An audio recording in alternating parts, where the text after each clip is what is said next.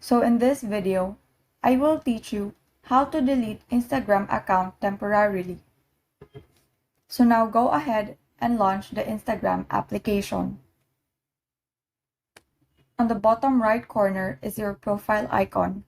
Tap on your profile icon, which will direct you to your main page. Now on the top right corner is the three horizontal lines. Tap on that icon, then select Settings, which is the first option. And then choose Help. Select the third option, which is the Help Center, which will direct you to this page.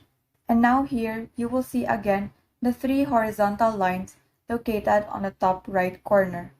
Tap on that icon. Select Manage Your Account. So in here, you will be provided with options. Choose Delete Your Account.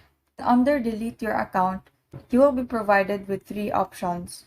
First is to temporarily deactivate your Instagram account. Second option is to delete your Instagram account. And third is to access your data on Instagram.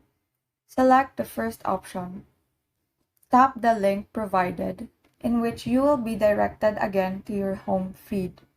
Just tap on your profile icon, located on the bottom right corner, and then under your username, you will see the button Edit Profile.